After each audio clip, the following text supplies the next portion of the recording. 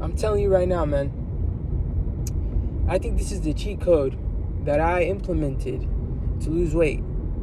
Now, for weight loss, there are no true cheat codes, but weight loss is a mental battle.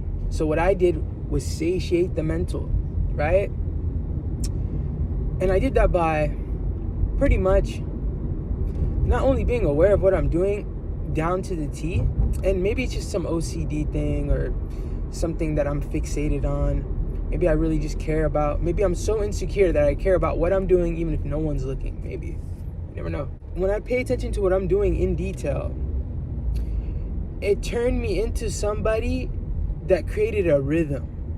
And when I created a rhythm in my life, I was then able to understand how to create rhythm in things I was trying to turn into habits, turn into proper tendencies on a day-to-day basis.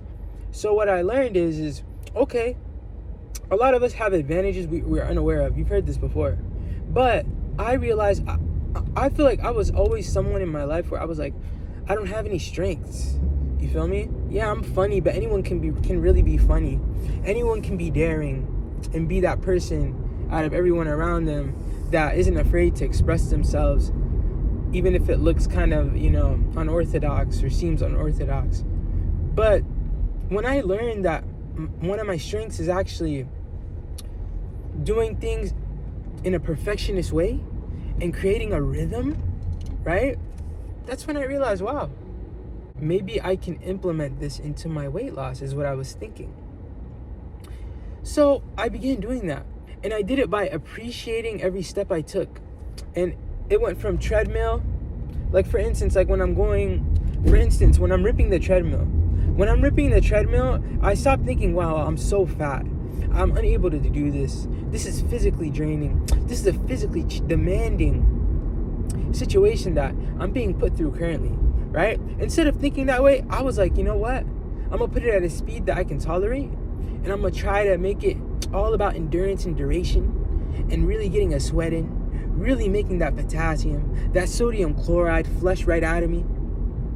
That was the goal when I started off at 272.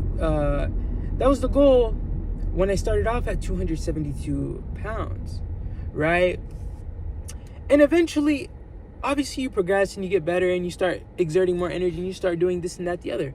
But the point is what I'm trying to make is be aware of what you're doing.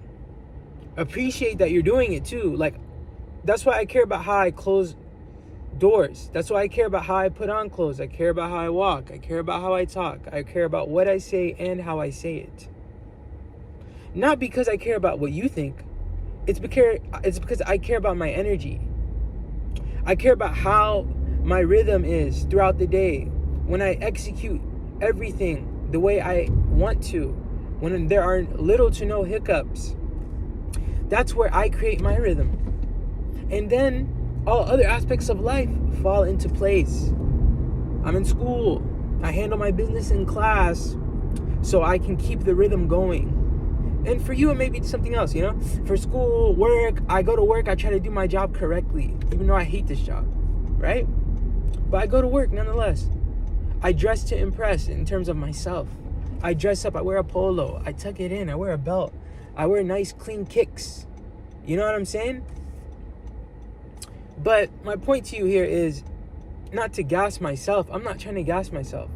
What I'm trying to do is let you know that once you start learning how to become thorough, and for everyone, being thorough looks different for everyone.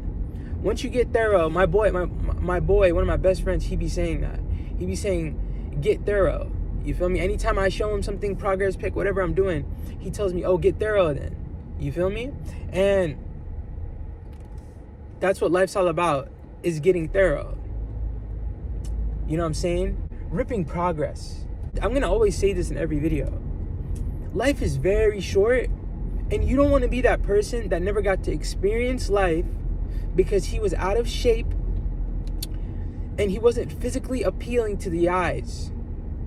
Even the most holiest of people can be turned off by someone that's obese. And believe me when I tell you, I can tell you this from straight experience. You know what sheikhs are, right? Sheikhs, those people that dedicate their life to God, dedicate their life to the sunnah and, are practicing day by day, every day, teaching the youth, teaching people the way of Allah, right? This sheikh, right? You're probably going to be like, oh, whatever. Being fat hinders your life in a way where it's just unfair. And that's why I don't blame people who are fat to just continue being fat and to continue ripping what they're ripping. And, especially with me, I'm still fat. I'm still trying to lose weight. I'm still fat. You feel me? So, like, this sheikh, right? I told you, way of God, ripping sunnah, astaghfirullah. Way of God, a practitioner of the sunnah, so they say, based on labels.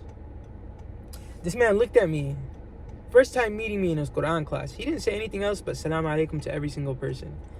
This dude runs into me. This dude sees me, right? He sees me.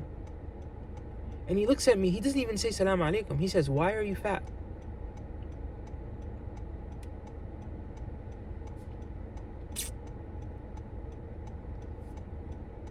Now, for you, it just may not be that big of a deal, but if you're a Muslim, an innocent young kid trying to come learn Islam, obviously, whether it was against my will or not, you can ask my folks, but nonetheless, right? I'm in an environment, and this is how you present God's environment to me. A judgmental environment. One of the environments where I never thought I could be judged, and now I'm being judged. That's what being fat's all about, though. And once you wake up and realize, like, for health, everything in between, like, all the stuff all the stuff you should be doing to better yourself, you got to just start doing it. It's just that simple. You want to be swagged out, lad? Or you want to be a waste man? That's your decision to make. Pick a road and just don't look back, though.